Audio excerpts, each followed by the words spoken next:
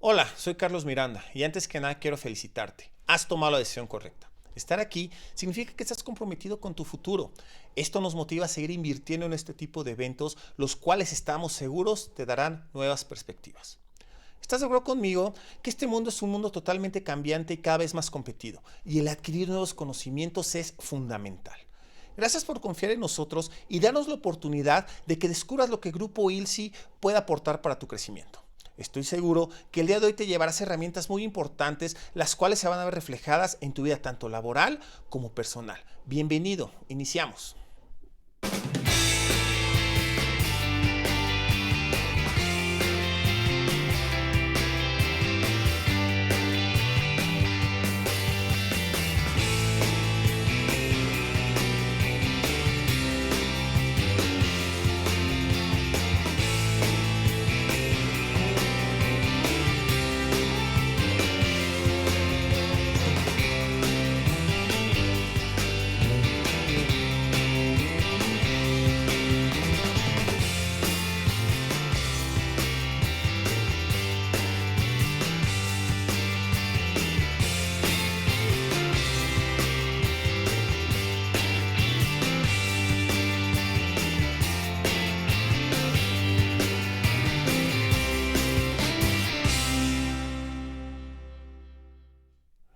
Quiero platicarte un poquito acerca de Grupo ILSI.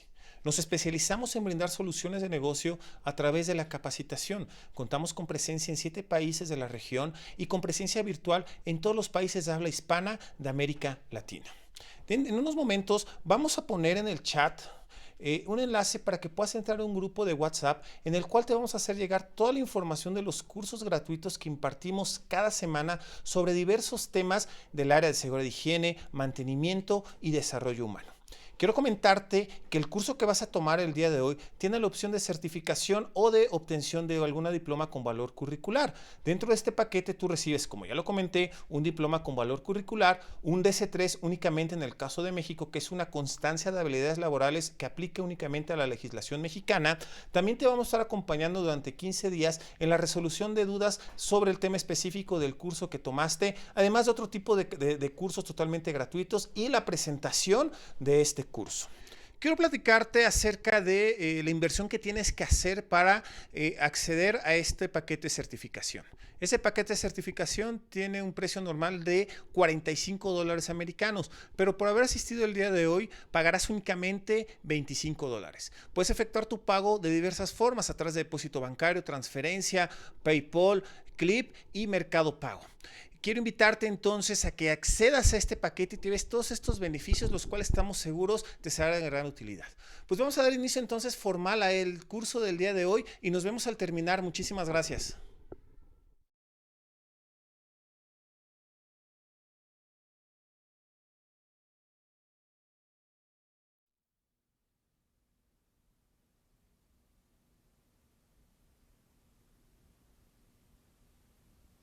¿Qué tal? Muy buenos días. Bienvenidos todos a nuestra sesión del día de hoy referente a la seguridad en el manejo de la electricidad de acuerdo a la norma NFPA 70E. Vamos a ver algunos acuerdos grupales que vamos a ir tomando durante la sesión. Bueno, pues les pedimos mucha participación, cualquier pregunta, cualquier duda, con toda confianza pueden ir haciendo, o si no, en el chat. Y si no, bueno, pues vamos a tener por ahí algunas classroom donde vamos a poder externar todas nuestras dudas, todas nuestras preguntas y les van a ser resueltas. También en la disposición para aprender a lo mejor cosas nuevas, el respeto, el evitar interrupciones. Nos gustaría que se fueran presentando ahí en el chat cada uno, poniéndonos su nombre, de dónde nos visitan y cuáles son las expectativas que ustedes tienen con referencia a esta sesión de seguridad en el manejo de la electricidad de acuerdo a la norma NFPA 70E. Vamos a ver nuestro objetivo general. El objetivo general de nuestra sesión es que al finalizar esta, todos los participantes conozcamos o recordemos todas las medidas de seguridad que debemos de seguir al trabajar con la electricidad de acuerdo a la normatividad. ¿Qué puntos vamos a estar tocando en nuestra sesión del día de hoy? Bueno, pues vamos a estar tocando algunos conceptos básicos referentes a la electricidad, los daños que causa la electricidad en nuestro cuerpo y también los trabajos en las instalaciones eléctricas. Vamos a comenzar con nuestra primera unidad donde vamos a estar revisando los conceptos básicos de la electricidad, como qué es la electricidad, qué es el voltaje, qué es el amperaje o la corriente, qué es la resistencia y cómo se comporta la resistencia de nuestro cuerpo con referencia a la electricidad. Y para esto, bueno, pues vamos a iniciar viendo que pues para obtener electricidad nosotros tenemos plantas generadoras de electricidad que pueden ser hidroeléctricas, nucleoeléctricas, oleoeléctricas o alguna otra fuente que nos provea de energía para esta convertirla en electricidad. Entonces tenemos fuentes generadoras o plantas generadoras de electricidad son las que nos proveen este tipo de energía, pero este tipo de plantas nos la proveen a energías a muy altos voltajes. Entonces, de la planta generadora sale la energía eléctrica y pasa a una subestación, donde esta subestación lo que hace, o en esta subestación lo que hacemos es aumentar el voltaje para que esta energía pueda ser transportada a largas distancias. Por ejemplo, de Chicoacén, de Malpaso, de Peñitas que están en Chiapas, podamos traer la energía al centro de la República, a Veracruz, a Puebla, Querétaro o algún otro punto donde se requiera de su distribución.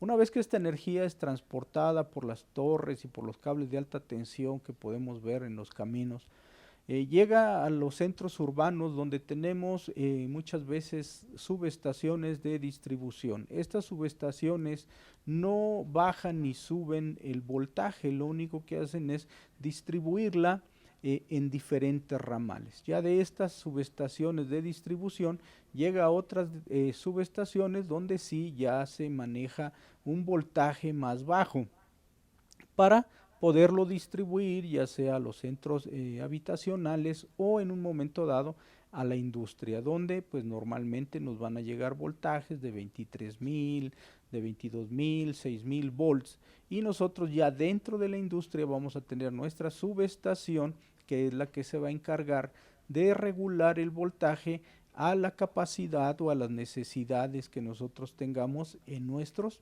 equipos. Entonces, básicamente, así de una manera muy general, es como traemos la electricidad a los puntos de aplicación. Pero estamos hablando de electricidad. ¿Y qué es la energía eléctrica?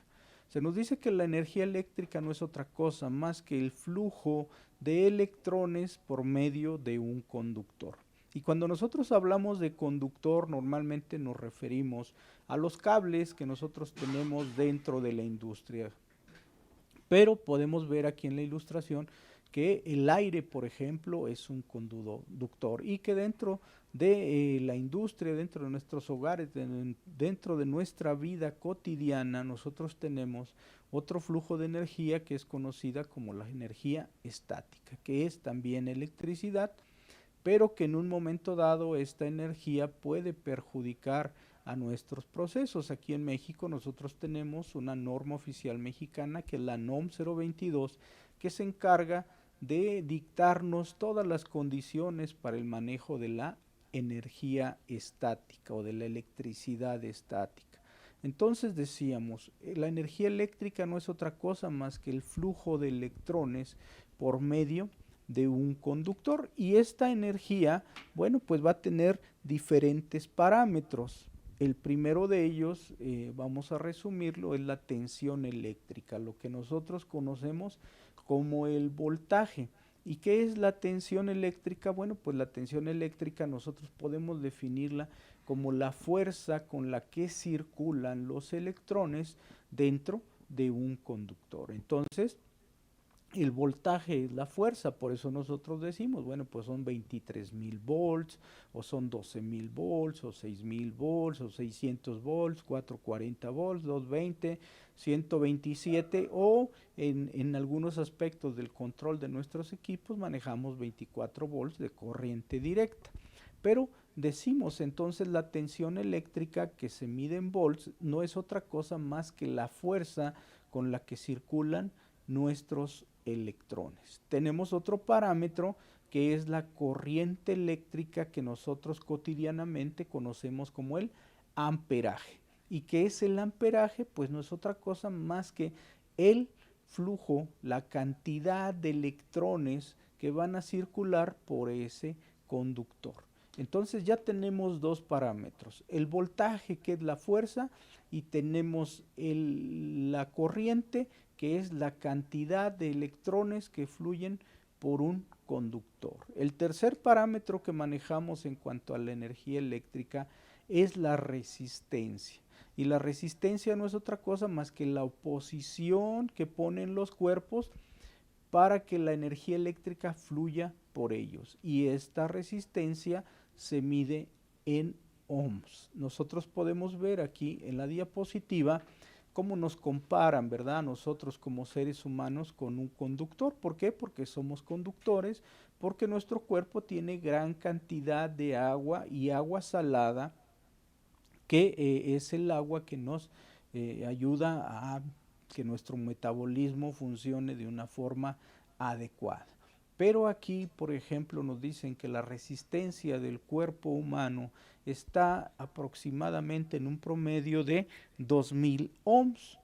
Pero, ¿qué sucede cuando nosotros estamos trabajando en una superficie mojada, cuando estamos trabajando cuando está lloviendo? Esta resistencia puede bajar hasta en 1000 veces. Esto es, puede convertirse en una resistencia de 2, 3, 5 ohms, que si nosotros nos vamos a la referencia de la norma oficial mexicana 022, la resistencia que nosotros tenemos en nuestro cuerpo cuando estamos mojados es más baja que la resistencia de la tierra física o del sistema de tierras físicas que nosotros instalamos en nuestros centros de trabajo como medios de seguridad para absorber las descargas o las corrientes parásitas que pudiera haber dentro de nuestros sistemas. Entonces, ¿esto qué significa? Bueno, pues que nosotros somos mejores conductores en ese momento que la tierra física, y por lo tanto, si nosotros diéramos la oportunidad a la energía eléctrica de circular por el mejor conductor, bueno, pues ella preferiría circular por nosotros, porque en ese momento opondríamos menor resistencia. Entonces, esto es muy importante. Incluso la NOM 029 de la Secretaría del Trabajo y Previsión Social, sí hay un apartado donde nos indica que cuando está lloviendo y nosotros estamos trabajando en intemperie con energía eléctrica, debemos de suspender esas labores hasta que haya las condiciones de seguridad adecuadas para poder trabajar en ellas. Cuando nosotros hablamos de la tensión eléctrica o del voltaje, bueno, pues básicamente a nivel mundial se manejan tres tipos de tensiones: la baja tensión, la media tensión y la alta tensión. Aunque aquí en México, ¿verdad?, se nos dice que la baja tensión es de 0 a 600 volts y todo lo demás, bueno, pues ya es alta tensión, ¿verdad? Pero vamos a ver esta clasificación. Aquí lo importante es que nosotros sepamos que, bueno, la baja tensión en este caso es de 0 a 1000 volts, la media tensión es de 1000 o de más de 1000 a 35000, y la alta tensión es de más de 35000 volts. Hay otros países donde se dice que, bueno, hay muy alta tensión o extremadamente alta tensión y nos dan otros valores. Aquí lo interesante es que nosotros sepamos cómo se comportan estas tensiones con respecto a nuestro cuerpo. La baja tensión, por ejemplo, siempre va a atraer nuestro cuerpo y vamos a recibir lo que conocemos como una descarga eléctrica o como un choque eléctrico. Vamos a entrar en contacto directo con la fuente de energía, y esta energía va a ejercer una fuerza de atracción sobre nuestro cuerpo, y va a ser difícil que nosotros podamos desprendernos de esta fuente de energía. Ya la media y la alta tensión, por las cuestiones de la fuerza con la que va circulando la energía eléctrica, pues van a tender a ejercer una repulsión sobre nosotros. Estos van a tender a aventarnos. Pero nosotros normalmente vamos a estar trabajando con bajas tensiones, a excepción de las subestaciones que tenemos dentro de nuestros centros de trabajo. Y aquí es donde empezamos a decir los aspectos de seguridad son muy importantes. ¿Por qué? Porque de acuerdo a la tensión y al nivel de corriente o de amperaje que nosotros tengamos, se pueden dar ciertos fenómenos dentro del manejo de las instalaciones eléctricas, y esos fenómenos, bueno, pues pueden ser perjudiciales para nosotros como seres humanos. Nosotros conocemos que dentro de la energía eléctrica tenemos conductores, y hay uno que denominamos como fase. Este conductor, esta fase, es el conductor vivo que nosotros tenemos en la distribución de la energía eléctrica, ¿verdad? Esa fase es la que lleva la energía eléctrica viva. Entonces tenemos normalmente en nuestros centros de trabajo, en la distribución, tenemos tres fases, ¿verdad? Tenemos tres fases. A nuestro transformador de la subestación, nosotros vamos a poder ver que entran tres cables, tres fases, pero a la salida de este transformador ya no salen tres cables, ahora ya salen cuatro cables. ¿Por qué? Porque a esos tres fases se les unió lo que conocemos como el cable neutro. El cable neutro es el cable que cierra nuestros circuitos y que normalmente, bueno, pues van a manejar voltajes muy bajos, entre 0 y 30 volts, dependiendo de la cercanía y dependiendo de la calidad de neutro que nosotros tengamos dentro de nuestras instalaciones eléctricas. Entonces, cuando nosotros manejamos energía eléctrica, por ejemplo, en nuestra casa, aquí en México manejamos 127 volts, estamos manejando una fase con 127 volts y un neutro.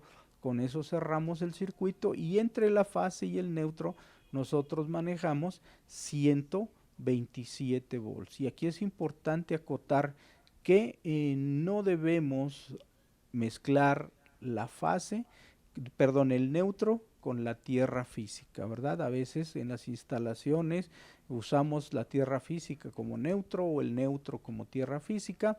Eso no es lo adecuado. Recuerden, el neutro nace del núcleo del transformador. La tierra física yo la denomino como la válvula de seguridad de nuestras instalaciones eléctricas. Entonces, no es adecuado que nosotros mezclemos estos dos sistemas o estos dos cables.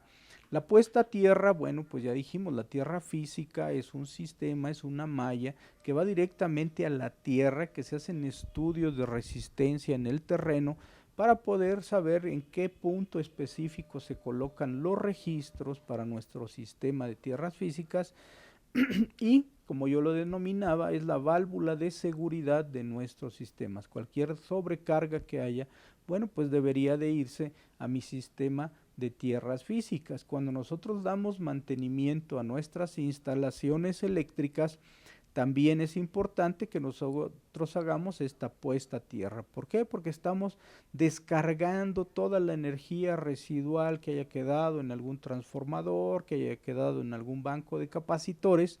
Entonces eso nos ayuda a que nosotros disminuyamos el riesgo que tenemos al momento de intervenir nuestras subestaciones o nuestras instalaciones eléctricas. Aquí hay un punto importante dentro de nuestra plática de seguridad, ¿verdad? Se nos dice que tenemos siempre que recordar que la electricidad no se puede ver, ¿sí? La electricidad no se puede ver, por eso es importante que nosotros tomemos todas las medidas de prevención antes de intervenir un sistema.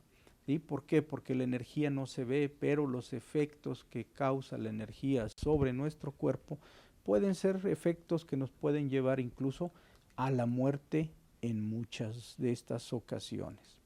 Vamos a pasar a nuestra segunda unidad, donde nosotros vamos a ver los daños que causa la electricidad en el cuerpo humano. Nosotros podemos ver ahí en la diapositiva una mano que fue sometida al flujo de energía eléctrica.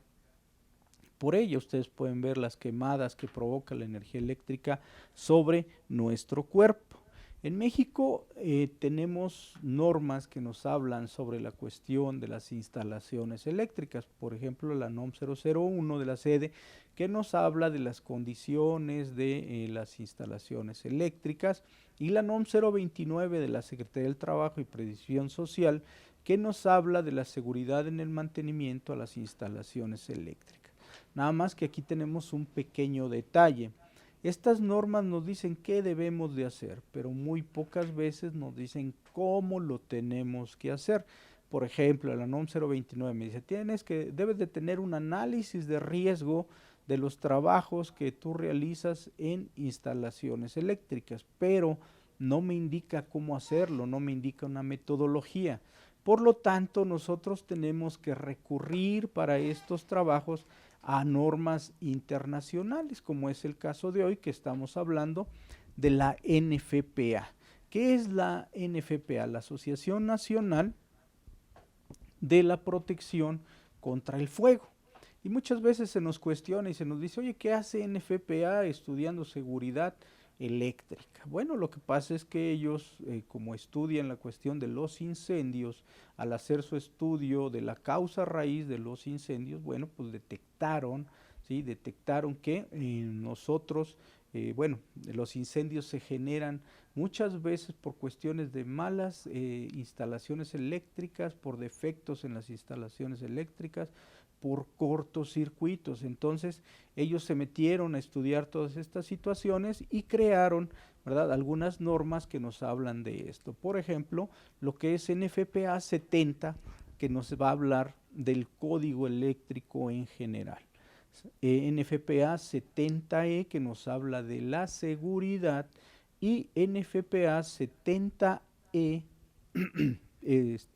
perdón, 70B, que nos va a hablar del mantenimiento a las instalaciones eléctricas, todas las condiciones de seguridad, y a eso es a lo que nosotros llamamos como el ciclo de seguridad. Decíamos, la NFPA 70 no es otra cosa más que el Código Eléctrico Nacional allá en Estados Unidos, y se divide en dos secciones normalmente, aunque tiene algunas otras, pero las más comunes son estas: NFPA 70E, que nos habla de la seguridad en el mantenimiento de las instalaciones eléctricas, y la NFPA 70B, que nos habla de las condiciones de mantenimiento que nosotros debemos seguir en los dispositivos eléctricos. Entonces, esta norma nos dice que todo trabajo de mantenimiento, si no lo hacemos con las medidas de seguridad adecuada, bueno, pues puede causar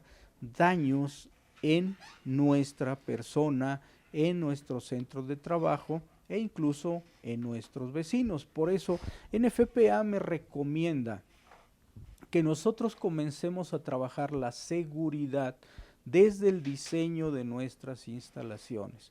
¿Qué tipo de elementos son los que nosotros vamos a usar? ¿Qué tipo de dispositivos vamos a utilizar de acuerdo a las cargas que nosotros vamos a tener? ¿Qué tipo de gabinetes vamos a estar usando de acuerdo al medio ambiente en donde van a estar instalados? ¿Qué las distancias a las paredes? ¿Qué la distancia entre gabinetes? ¿Qué la distancia al techo? Todas esas situaciones nos llevan a tener un área de trabajo segura. También nos habla NFPA que una vez que nosotros hacemos ese diseño en base a la seguridad, nosotros también al momento de ejecución o al momento del montaje de todos estos dispositivos, de todas estas instalaciones, debemos de hacerlo con los estudios previos, con los análisis de riesgo adecuados. ¿Para qué? Bueno, pues para no sufrir un accidente. No se diga al momento en que nosotros tenemos que dar mantenimiento, al momento en que nosotros tenemos que intervenir una instalación eléctrica, ya sea porque algún interruptor se dañó, porque algún cable tiene un defecto o ya se quemó, ¿verdad? O algún otro fallo que nosotros tengamos, tanto en cuestiones de mantenimiento correctivo como en el mantenimiento preventivo, donde usamos nuestros 5 sentidos básicamente para detectar ruidos extraños, para detectar partes calientes, donde con la vista nosotros podemos ver que un cable está requemado, ¿verdad? Todas esas partes, y también en el mantenimiento predictivo, que donde hacemos estudios de puntos calientes con las termografías o análisis de energía. Todas esas situaciones debemos de considerarlas como aspectos de seguridad. Obviamente el uso que se les da a estas instalaciones pues debe de ser el adecuado, debe estar marcada la carga máxima que nosotros podemos someter a un interruptor, por ejemplo, y no hacer ese mal uso de que llegan y de repente dicen, ah, mira, aquí hay un espacio, podemos conectar esta máquina de soldar o este otro equipo en este interruptor, cuando a lo mejor nosotros con esa acción estamos dando un mal uso a nuestras instalaciones. Y cuando nosotros tenemos que hacer el desmantelamiento, la desinstalación de alguna máquina, de algún equipo, también debemos de seguir todas las medidas de seguridad, por ejemplo, aplicar todos los sistemas de candadeo y etiquetado antes de poder intervenir la máquina, ¿verdad? Y también después de que nosotros ya hicimos la desinstalación, dejar todas las condiciones de seguridad de nuestras instalaciones eléctricas para que alguien más no vaya a sufrir algún accidente. Entonces son condiciones que nos recomienda NFPA que debemos de cuidar cuando trabajamos con la energía eléctrica. NFPA básicamente me va a identificar 3 daños que la energía eléctrica puede causar en nosotros como seres humanos, o 3 formas en las que se puede manifestar la energía eléctrica y dañarnos como seres humanos. La primera de ellas, bueno, pues es el flujo o el paso de la corriente eléctrica por nuestro cuerpo, que nosotros vamos a denominar como descarga eléctrica o como choque eléctrico. También el efecto que pudieran tener los campos electromagnéticos sobre nosotros. Por ejemplo, a veces hay ocasiones que están trabajando cerca de una subestación donde el campo electromagnético es muy fuerte y de repente la gente ya después dice, ay, es que me duele la cabeza, es que me siento alterado, me siento nervioso. Todos esos son efectos de los campos electromagnéticos sobre de nosotros, y no se diga la gente que por ejemplo vive muy cercana a las líneas de alta tensión sin respetar todas las distancias de seguridad que nos marcan las normas, entonces también empiezan a tener ese tipo de efectos. Y por último, otra causa que considera NFPA es el arco eléctrico, ¿verdad? Donde necesitamos que el aire se ionice, entonces por medio del aire se da una descarga eléctrica, un cortocircuito como nosotros lo conocemos, que tiene efectos, bueno, pues muy graves sobre nosotros como personas. Vamos a ver el primer efecto, ¿verdad? Lo que consideramos como una electrocución o un choque eléctrico. ¿Qué es esto? Bueno, pues podemos ver ahí en la ilustración, a lo mejor un poco chusca, pero que nos refleja el efecto de la electricidad sobre nuestro cuerpo. Vemos como ahí la persona está en contacto con un apagador o con un contacto, valiendo la redundancia, y recibe ese choque eléctrico, recibe esa descarga eléctrica. ¿Y cuál es el efecto de ella, verdad? Bueno, pues vamos a ver un poquito más adelante que de acuerdo a la intensidad de la corriente que haya en nuestro cuerpo, bueno, pues va a ser el efecto sobre de él. Pero aquí es importante que nosotros consideremos que este paso de corriente eléctrica es algo muy dañino para nosotros como seres humanos, ¿sí? ¿De qué va a depender el daño que nosotros podamos tener al contacto con la electricidad? Pues básicamente de algunos factores. Por ejemplo, el amperaje o la cantidad de electrones que fluya por nosotros. ¿Sí? Eso va a ser primordial. Nosotros tenemos que recordar que lo que mata al ser humano, que lo que daña al ser humano es la cantidad de electrones o la cantidad de energía que va a fluir sobre el cuerpo. Entonces también nosotros vamos a tener una tensión, una fuerza, un voltaje con la que esta energía va a surgir. Por eso a veces dicen, mira, le entró por la mano y le reventó el dedo gordo y por ahí salió, ¿verdad? Teníamos la cantidad suficiente de electrones y con la fuerza suficiente para poder circular con nuestro cuerpo y encontrar algún punto de salida. También nosotros tenemos que recordar que la frecuencia con la que nos llega la energía eléctrica también puede afectar a nuestro sistema circulatorio, por ejemplo al corazón. El corazón trabaja a una frecuencia en cuanto a los latidos Cuando nosotros lo sometemos a una energía con frecuencias diferentes, bueno, pues puede provocar a veces un paro cardiorrespiratorio, a veces taquicardia, ese aceleramiento que tiene el corazón, ¿verdad? Los latidos del corazón, cuando nosotros debiéramos de manejar entre 60 y 100 latidos por minuto, a veces tenemos 150, 180, lo que puede llevar ya a un colapso en cuanto a nuestro corazón.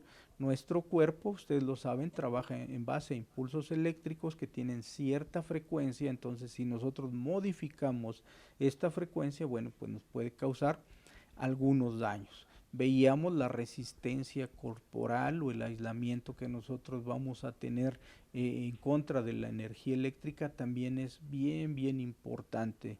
Veíamos en diapositivas anteriores cómo nuestro cuerpo tiene una resistencia normal entre 2000 ohms, pero cuando nosotros estamos trabajando en un lugar que está mojado, que está húmedo o estamos en la intemperie con lluvia, esa resistencia puede bajar hasta en 1000 veces y hacernos un mejor conductor aún que el sistema de tierras físicas. También es bien importante qué tiempo es el que va a estar fluyendo la energía por mi cuerpo, ¿verdad? A veces cuando nada más recibimos una pequeña descarga, pues sentimos ese cosquilleo, pero conforme nosotros vamos permaneciendo en contacto con esta fuente, nos vamos dando cuenta que es más difícil cada vez separarnos de ella, entonces también va a depender mucho tiempo. Por ejemplo, en el caso de nuestro equipo de seguridad, ¿verdad? Se nos dice, tú usas un casco dieléctrico, ¿sí? Pero ¿cuánto tiempo le dura esa propiedad al casco al entrar en contacto con la energía eléctrica?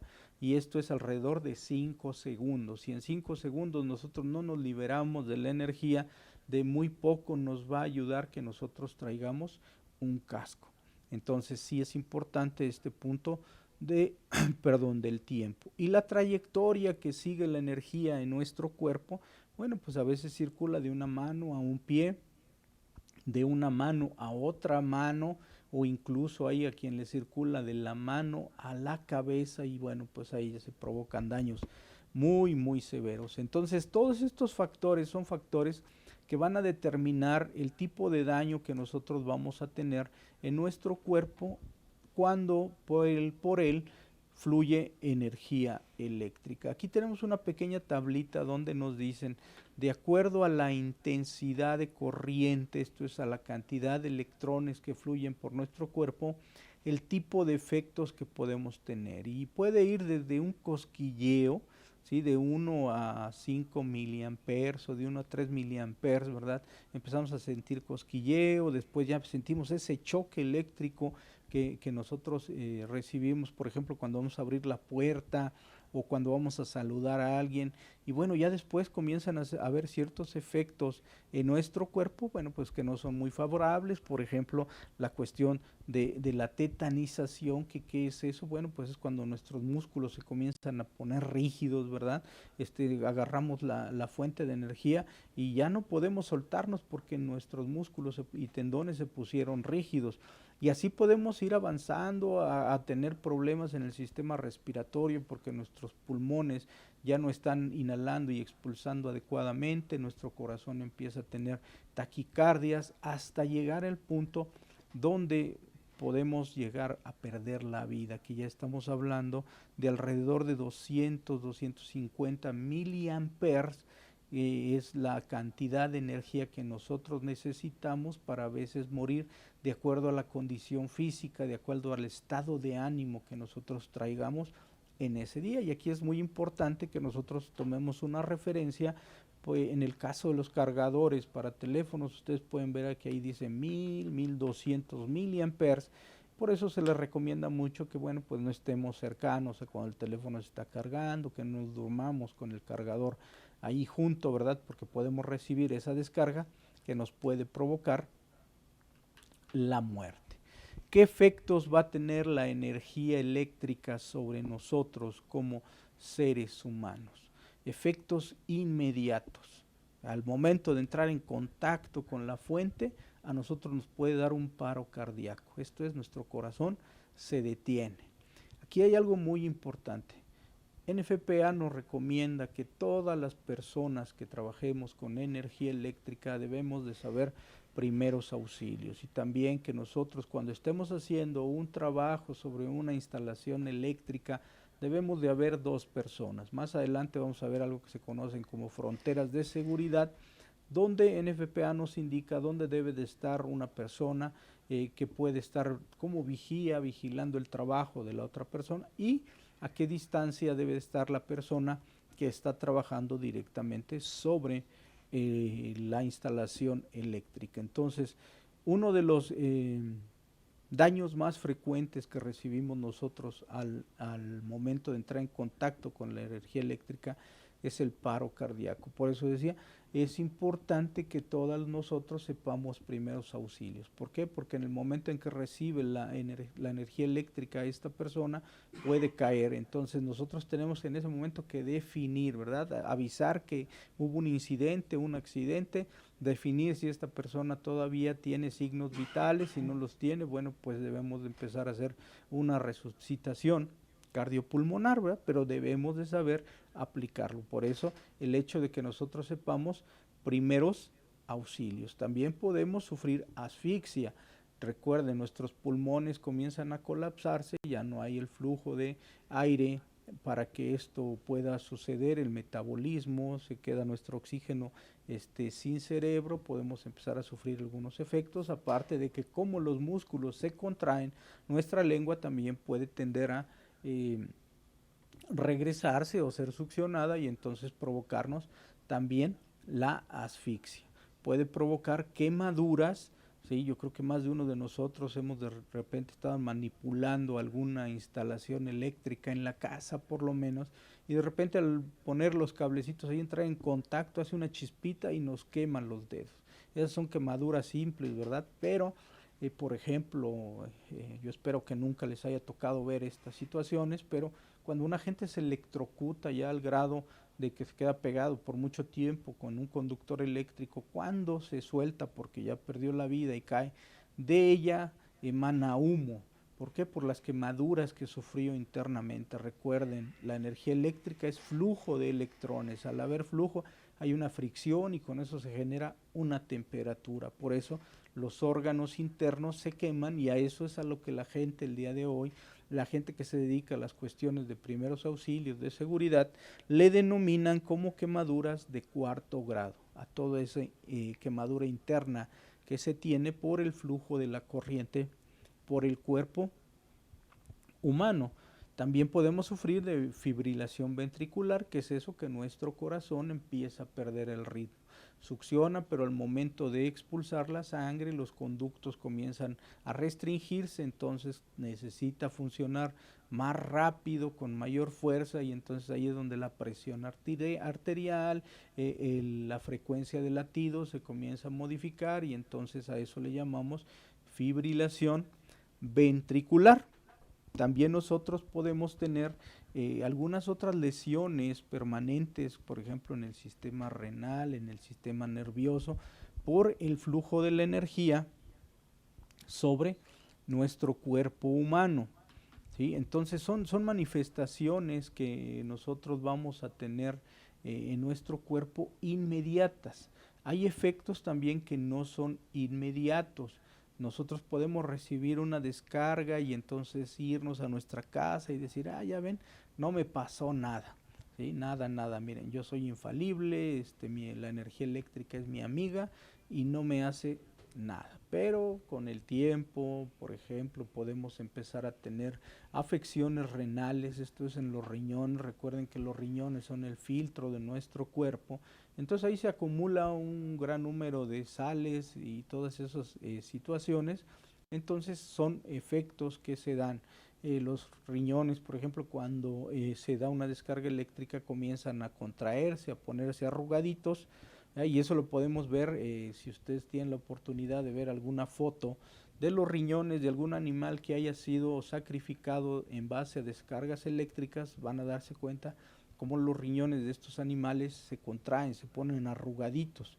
Eso mismo le pasa a nuestros riñones cuando la energía eléctrica pasa o circula por nosotros. También podemos tener cuestiones de cardiovasculares, trastornos cardiovasculares. Como explicaba yo, bueno, pues al recibir la descarga eléctrica nuestro corazón se sale de sincronía, llamémoslo así, entonces podemos empezar a tener cuestiones de presiones altas, de taquicardias, porque nuestro corazón, las arterias ya quedaron un poco dañadas por el flujo de energía por ellos.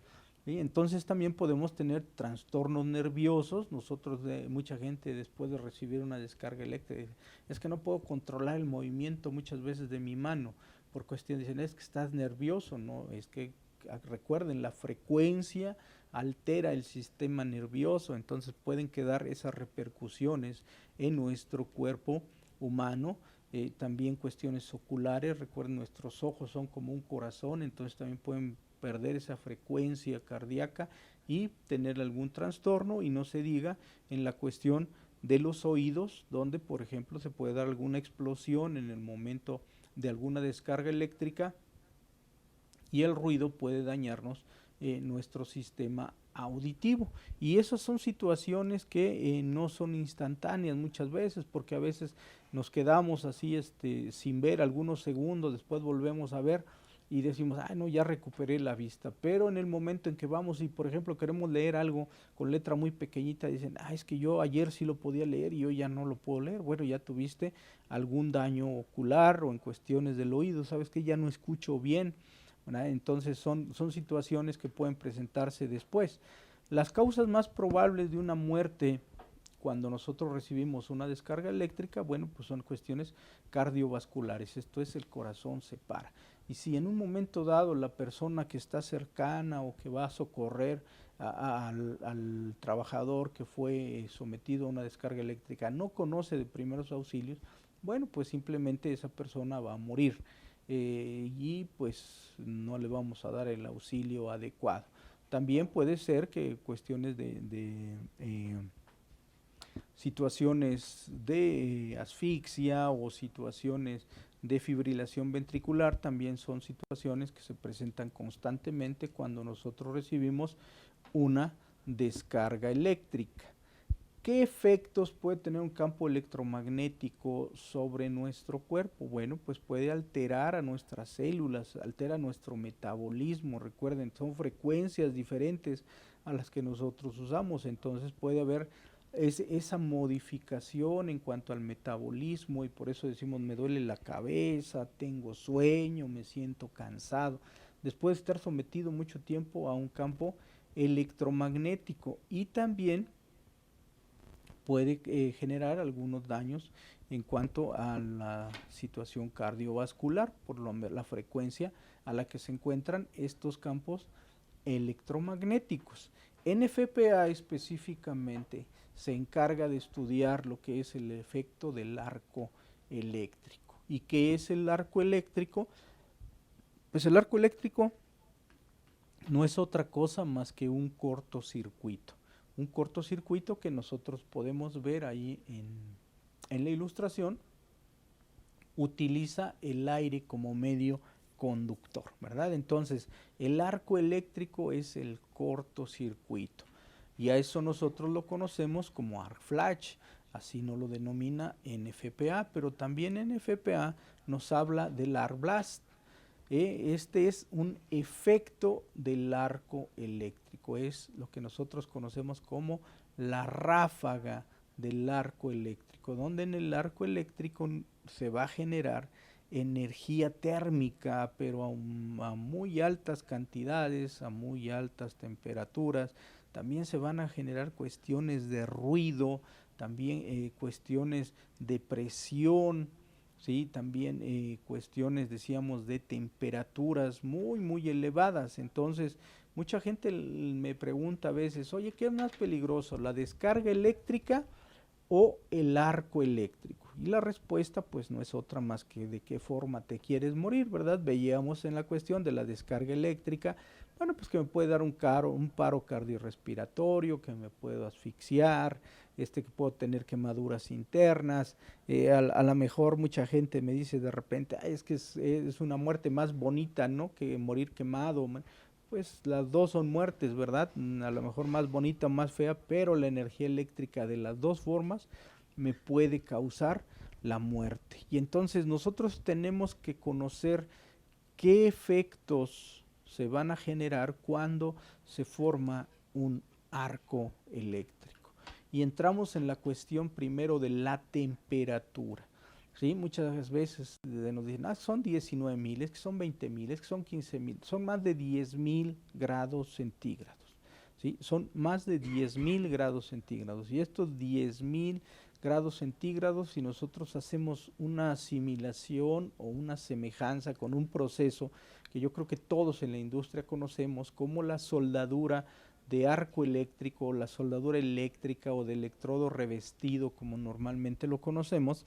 Bueno, pues en esa soldadura nosotros podemos generar temperaturas hasta de 3.600 grados centígrados. Y la gente que hemos soldado alguna ocasión, sabemos que cuando nos cae una chispita, bueno, pues nos quedamos quietecitos y dependiendo del tamaño y la temperatura a la que venga esa chispita puede penetrar la piel, hasta incluso a veces verse los tendones o los huesos en esa quemada. Y tardan en sanar muchísimo tiempo, ¿verdad? Entonces, imagínense, si eso nos genera con 3.600 grados centígrados, ya cuando estamos hablando de más de 10.000, pues son quemaduras de tercer grado, donde ya se ven huesos, donde se ven tendones, donde ya son cuestiones irreversibles, donde ya la quemadura, la piel pierde la sensibilidad en la superficie de la quemadura, no hay ni una sola gota de sangre que se derrame porque al momento de abrirse también se cauteriza por la temperatura. Entonces son temperaturas muy elevadas. Entonces ya pelearnos por los 15, los 19, los 20, bueno, pues ya nada más sería como dato, ¿verdad? Pero pues lo importante es que se generan temperaturas por arriba de 10.000 grados centígrados. Entonces ese es un efecto. La luminosidad, la luminosidad pues nos va a provocar ceguera, aunque nosotros traigamos nuestros lentes de seguridad. Bueno, pues nos va a provocar ceguera, ya sea instantánea o permanente, dependiendo la intensidad del arco que nosotros tengamos. También nos van a generar ruidos por arriba de 200 decibeles. Normalmente las normas me dicen que por arriba de 80 decibeles yo ya necesito usar protección auditiva, tapones auditivos. Por arriba de 100 necesito usar conchas auditivas. Entonces, si yo tengo ruidos de 200 decibeles, bueno, pues si no traigo protección auditiva, pues me va a reventar el oído y difícilmente yo voy a poder recuperar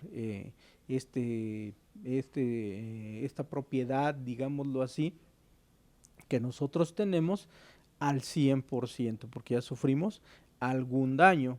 En cuestiones de quemaduras, bueno, pues nos van a generar quemaduras de tercer grado en la piel, esto es quemaduras, decía yo, que se abre la piel completamente, que se pierde la sensibilidad en esos puntos que fueron quemados, donde y ya son quemaduras irreversibles, que la única forma de poder subsanar esas quemaduras es quitando piel o teniendo piel de otros cuerpos y poderlo poner en esos puntos donde fue quemado. Pero es importante que nosotros sí vayamos identificando estos efectos del arco eléctrico, porque nosotros cuando estamos trabajando en instalaciones eléctricas energizadas se puede presentar en cualquier momento y nosotros podemos ver ahí en la ilustración a qué punto se da la conflagración, ¿verdad? Se da el incendio, vamos a ver que hay partículas que se desprenden, ¿sí? Se desprenden, se nos dice que el cobre, que es normalmente el metal que está en las instalaciones eléctricas, al momento de ser sometido a un arco eléctrico, se generan partículas. ¿Por qué? Porque el cobre aumenta su volumen 67.000 veces. Esto es una pieza pequeñita, a lo mejor de 2 pulgadas por 2 pulgadas o de 5 centímetros por 5 centímetros. Al momento de someterse a esas temperaturas genera partículas porque ese cuadrito de 2 por 2 aumentó su volumen 67.000 veces. Entonces imagínense ustedes el impacto que esta evaporación súbita o esta sublimación, como se le llama, el paso del estado sólido al gaseoso, sin pasar por el estado líquido, por un aumento de temperatura muy excesivo. eh, entonces imagínense la fuerza que ejerce sobre el cuerpo de la persona que está parada ahí enfrente. ¿verdad? Y por último, bueno, pues se nos dice que estas partículas pueden alcanzar una velocidad hasta de 1000 kilómetros por hora. Entonces, por eso repito, el impacto que nosotros podemos recibir al momento de que se genere este arc blast o la ráfaga de arco eléctrico. Por eso NFPA nos pide que trabajemos con mucha seguridad cuando estamos dando el mantenimiento a nuestras instalaciones eléctricas y sobre todo cuando nosotros estamos trabajando con energía, ¿sí? Cuando nosotros estamos trabajando con energía, nos pide, vamos a trabajar con mucha seguridad y nos pone, como lo podemos ver aquí en esta ilustración, nos pone ciertas distancias de seguridad, ciertas barreras de seguridad que nosotros tenemos que respetar. Pero ¿de dónde salen estas barreras de seguridad? Bueno, estas barreras de seguridad salen de un estudio de arco eléctrico, ¿sí? Salen del estudio del arco eléctrico, un estudio que en todas las empresas debe de estar, en todas las instalaciones o en todos los dispositivos o elementos que nosotros podemos considerar que se va a generar un arco eléctrico. Entonces nosotros podemos ver ahí que nos manejan 3 barreras.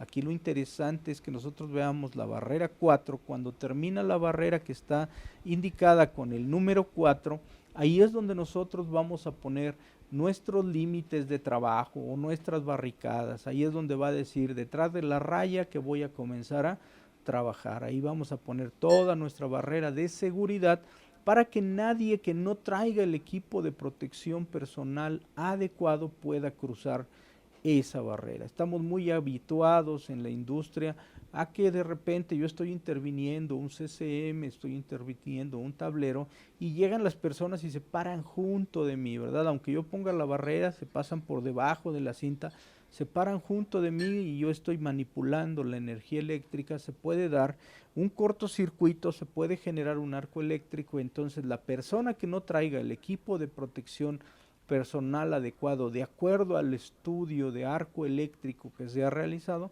pues va a sufrir daños muy severos. Por eso NFPA me pide como requisito ese estudio de arco eléctrico para poder definir esas distancias de seguridad.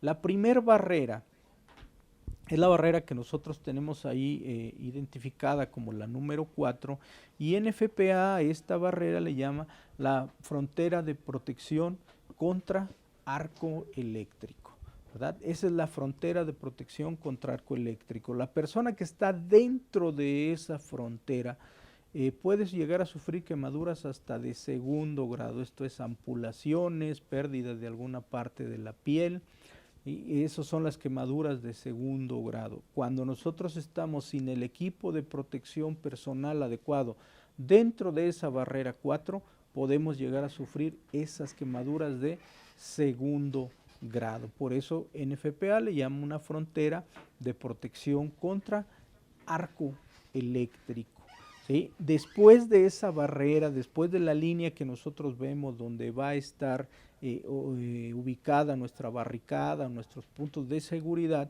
se van a generar intensidades de arco de 1.2 calorías sobre centímetro cuadrado.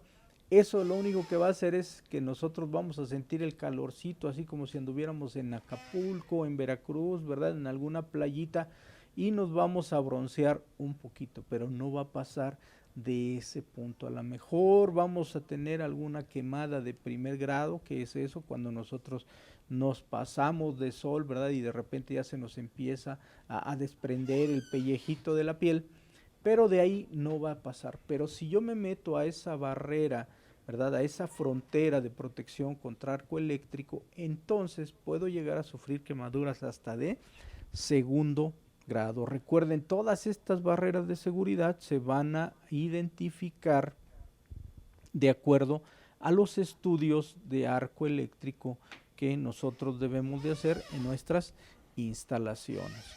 La parte amarilla donde nosotros tenemos el número 3, a esta frontera NFPA le llama el límite de aproximación, y aquí es donde va a estar ubicada la persona que va a estar como vigía y que como recomendación NFPA me dice que debe de tener una pértiga de extracción. Son pértigas que tienen un gancho donde si mi compañero está sufriendo alguna descarga, algún choque eléctrico, yo tenga la posibilidad de con esta pértiga engancharlo y jalarlo para quitarlo de la fuente de energía eléctrica. Obviamente esta persona debe de tener todo el equipo de protección personal adecuado. ¿Por qué? Porque en esta barrera un mal movimiento de mi compañero pudiera ser que yo incluso recibiera una descarga eléctrica. Entonces sí es importante que nosotros vigilemos que esta barrera esté bien identificada, bien definida, que la persona que está ahí tenga su equipo de protección personal adecuado y que también tenga el elemento de extracción por si su compañero se encuentra en algún problema. Y por último, la barrera que tenemos identificada ahí como número 2 es lo que NFPA le llama como la frontera de aproximación restringida. Esto es, ahí solamente va a estar la persona o las personas que van a estar trabajando sobre la fuente de energía, a veces metiendo las manos, incluso a veces hasta metiendo la cabeza dentro del gabinete, pero esta ya únicamente es un área de trabajo donde va a estar ubicada la persona que va a tener el equipo de protección personal adecuado, los conocimientos y las habilidades para poder realizar esta tarea. No debe de haber nadie más, porque recuerden, aquí va a ser la fuente directa del arco eléctrico, aquí es donde va a haber la mayor cantidad de energía de el arco cuando éste se genere. Y por ejemplo, se nos dice, ¿verdad? De acuerdo a todo el sistema, todas las fórmulas que hay que hacer, si nosotros pusiéramos un ejemplo de una instalación que estuviera trabajando a 440 volts y que tuviera más o menos una resistencia total de la instalación de un ohm, ¿verdad? Y que pues tuviéramos cierta cantidad de datos con un consumo, con un amperaje a lo mejor de 4800, 5000 amperes en esta instalación, y se pudiera generar un arco eléctrico que pudiera generar una energía hasta de 21 calorías por centímetro cuadrado. Esto es ya generar quemaduras de tercer grado sobre la persona si no está con su equipo de protección personal adecuado, pues olvídense, ahí esta persona muy probablemente va a perder la vida. Obviamente todos estos datos hay que hacer un estudio de arco eléctrico, hay software hoy en día que donde nosotros podemos ir metiendo datos. Obviamente esos datos nosotros los vamos a los vamos a tener que obtener de nuestras instalaciones, pero sí es importante que nosotros por lo menos en donde de acuerdo a nuestros análisis de riesgo detectemos que hay una posibilidad muy fuerte de que se genere un arco eléctrico, pues hagamos este estudio y veamos cuáles son las condiciones adecuadas para que las personas trabajen sin ninguna dificultad. ¿Verdad? ¿Qué nos recomienda NFPA 70E? ¿Cómo debemos prevenir un accidente eléctrico? Estas son algunas de las pautas, algunos de los puntos que NFPA me indica que debo de cumplir para poder prevenir un accidente. Recuerden, aquí hay algo muy importante que nosotros debemos de saber. Muchas veces me dicen, a ver, ¿cuál es el equipo de protección personal que NFPA dice que debo de usar? Bueno, pues el equipo de protección personal, lo vamos a ver un poquito más adelante, es específicamente para tu condición. Pero sí debes de saber que el hecho de que tú traigas el equipo de protección personal no va a evitar que se dé el accidente. ¿Sí? No, eso no se va a evitar, el accidente se va a dar. El equipo de protección personal te va a ayudar para que los efectos de ese accidente no sean tan severos en ti como ser humano. Pero entonces por eso NFPA me dice, mira, si tú quieres prevenir accidentes eléctricos, debes de seguir estas pautas, debes de seguir estos consejos. Primero, planear. ¿sí? Planear. La planeación es la base de todo. El no improvisar en este tipo de trabajos nos puede salvar la vida. Por eso en FPA me dice, lo primero que tienes que hacer es planear tus mantenimientos, sean preventivos, sean correctivos, sean predictivos. Y mucha gente me dice, oye, pero ¿cómo puedo planear un mantenimiento correctivo? ¿Cómo puedo planear que se dañe un fusible de la subestación?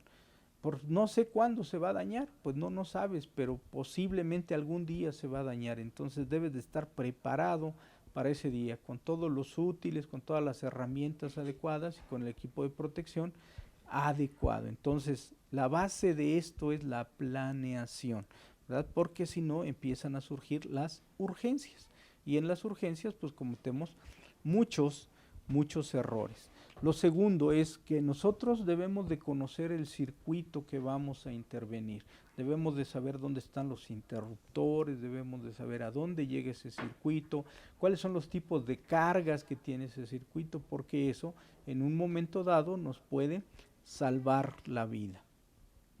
También lo que nos pide NFPA es que nosotros hagamos un análisis de riesgo, tanto del sitio donde vamos a trabajar como de sus alrededores. Por ejemplo, se nos dice, el punto donde tú estás trabajando no está energizado, no, pero junto hay algún punto que está energizado, sí, entonces hay que bloquear.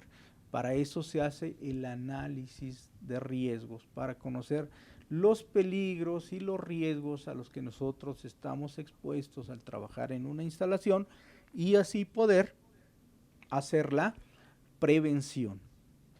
¿Sí? Entonces tenemos que analizar ese tipo de análisis de riesgos. También algo que nos dice y que yo creo que ya en toda la industria está implementado como una medida preventiva. No usar anillos, no usar esclavas, no usar cadenas, nada metálico. Un punto muy importante que yo les pido que revisen en su equipo de protección personal.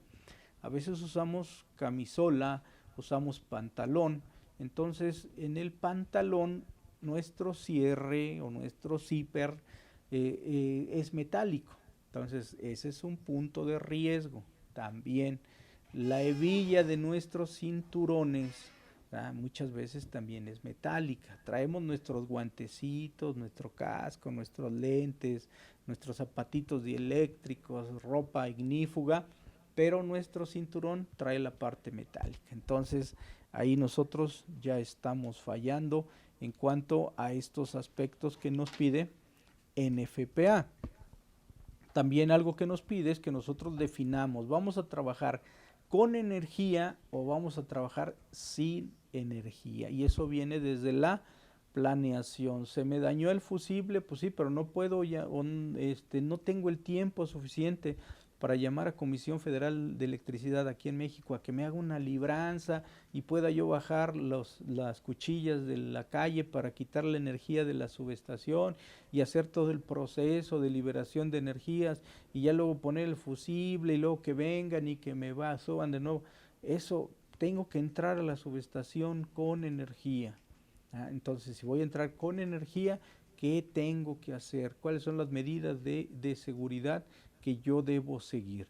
Entonces, sí es importante que nosotros definamos, ¿vamos a trabajar con energía o vamos a trabajar sin energía en la instalación que vamos a intervenir? También nosotros tenemos que definir muy bien los equipos y las herramientas que vamos a utilizar, que los equipos y las herramientas tengan las condiciones adecuadas para poder trabajar de una forma segura.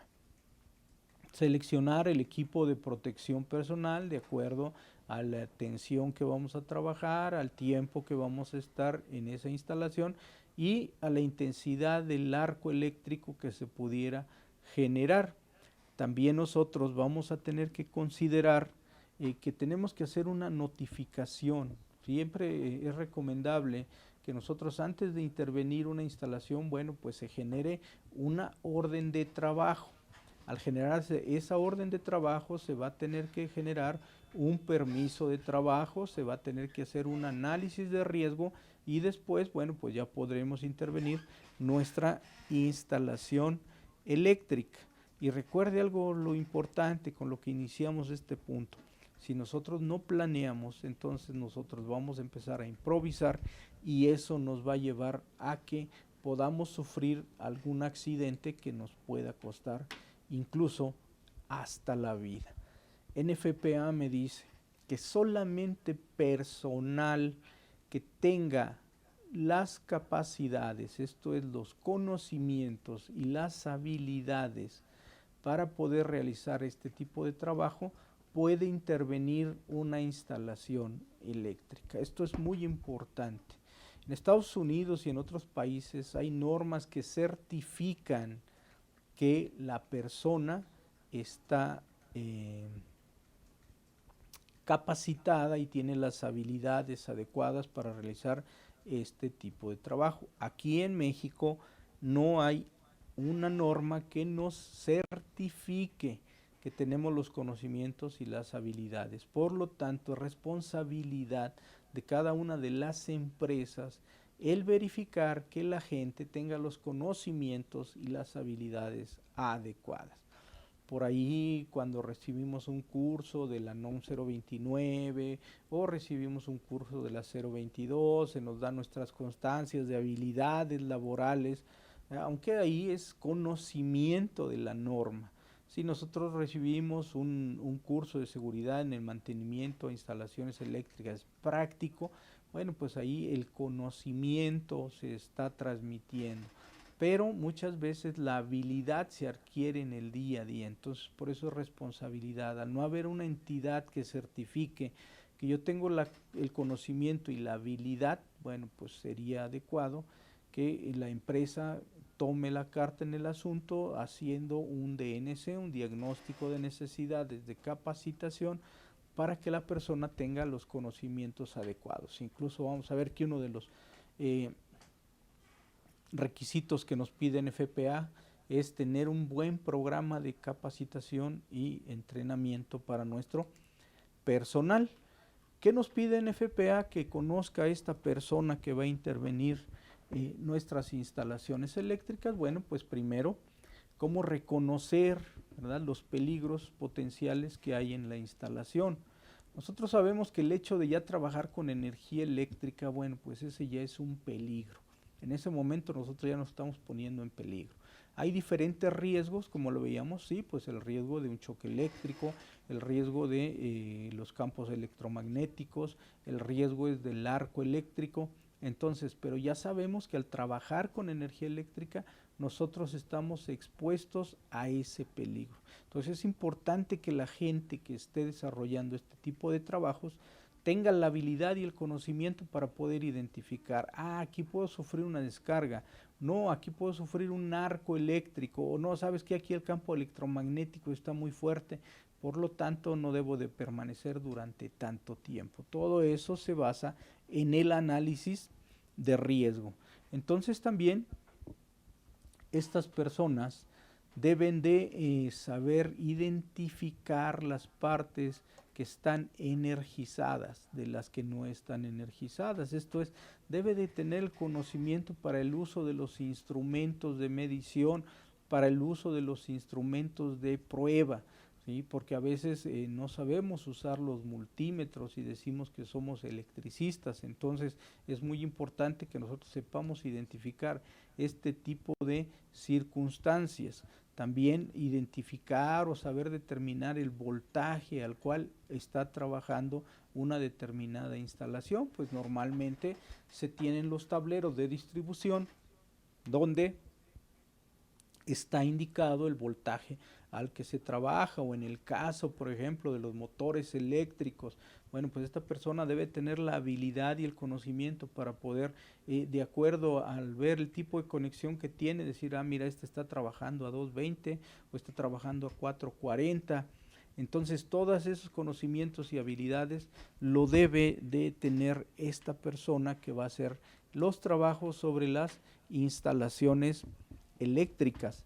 También nosotros tenemos que tener la habilidad de relacionar el peligro y los riesgos que puede haber con el tipo de lesiones que se pueden generar en nuestro cuerpo. Por ejemplo, veíamos el caso, oye, ¿sabes qué? Estamos trabajando a 127 volts, ¿sí? El paso de energía sobre tu cuerpo, ¿qué puede pasar? Ah, pues me puede dar un paro cardíaco y me puedo morir. Ah, bueno, entonces ponte tu equipo de protección personal. NFPA me dice que después de los 50 volts nosotros ya debemos de hacer uso de todas estas medidas de seguridad. Anteriormente eran 100 volts, NFPA cada 3 años hace modificaciones a la normatividad y es importante que nosotros estemos actualizados. Por ejemplo, ahorita en el 2021 hay modificaciones, hay revisión, entonces ya ahorita hay algunas modificaciones que se hicieron en cuanto a la redacción de los textos que hay en NFPA, pero también puede haber alguna modificación en cuanto a lo técnico. Entonces es importante que nosotros lo veamos. Decíamos anteriormente era 100 volts, hoy es 50 volts, lo que considera NFPA, para que nosotros comencemos a aplicar todo este tipo de conocimientos.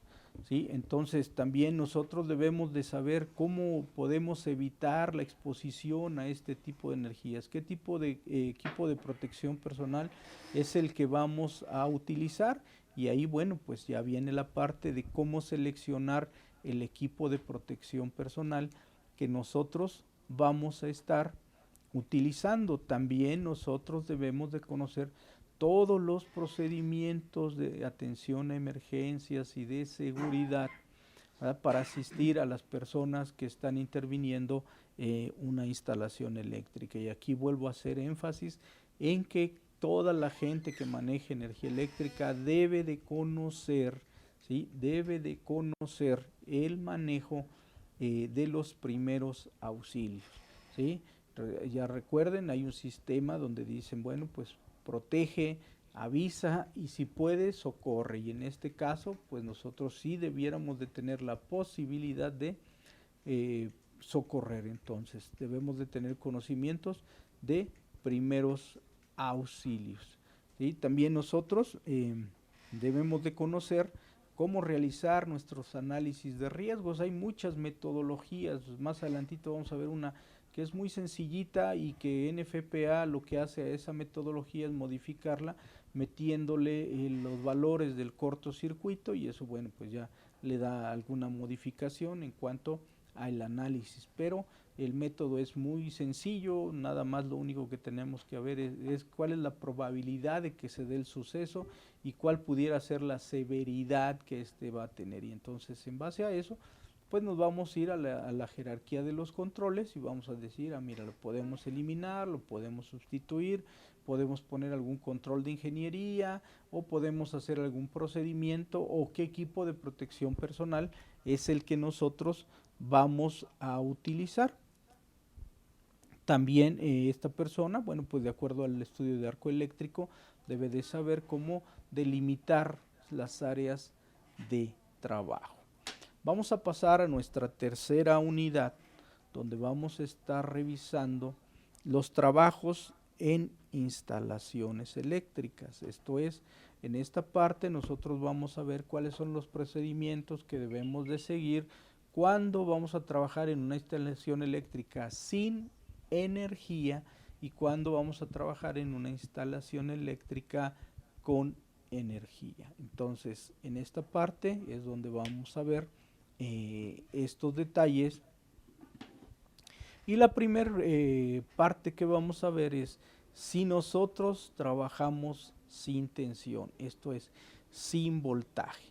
Entonces, ¿qué debemos de hacer cuando nosotros vamos a trabajar sin voltaje? Bueno, pues se nos recomienda que todo circuito nosotros lo consideremos como energizado hasta no comprobar lo contrario, hasta que nosotros estemos 100% seguros de que esta instalación no tiene energía. Entonces el primer punto que nos recomiendan es este: tú vas a considerar tu circuito como energizado hasta que de verdad no hayas comprobado todo lo contrario, ¿sí? Entonces Lo segundo que nosotros debemos de considerar es la consignación del circuito. Esto es que el circuito se nos sea entregado y que nadie más que no seamos nosotros lo pueda manipular. ¿Sí? Entonces son procesos que nosotros debemos de ir siguiendo, que debemos de tener bien definidos para los trabajos en las instalaciones eléctricas. También se nos recomienda aplicar la regla de una sola mano, esto es, trabajar dentro de lo posible con una sola mano para no meter las dos manos y en un momento dado poder cerrar el circuito y que la descarga que nosotros tengamos sea mayor. ¿Sí? Entonces son reglas que se nos piden que nosotros vamos a ir tomando en cuenta cuando trabajemos en las instalaciones eléctricas. También aplicar las 5 reglas de oro que las vamos a ver a continuación. Y por último, bueno, pues dentro de lo posible, si nosotros estamos trabajando sin energía, pero junto hay algún sistema energizado, bueno, pues colocar todas las pantallas de protección adecuadas para que no vaya a haber un flujo de energía de un circuito energizado al que yo estoy trabajando. Decíamos, se nos recomienda aplicar las 5 reglas de oro. ¿Ya? Las 5 reglas de oro, que son 5 pasos que nosotros debemos de seguir para quitar la energía en una instalación eléctrica. Esta que yo pongo como número 1, en la mayoría de los textos viene como número 5. Pero bueno, no importa si es la 1 o la 5, siempre nosotros debemos de señalizar el área donde estamos trabajando. Esas barreras que nosotros observamos las vamos a ubicar de acuerdo a nuestro estudio de arco eléctrico. Oye, yo no tengo estudio de arco eléctrico. Bueno, pues por lo menos esa barrera debiera de estar a 1 metro.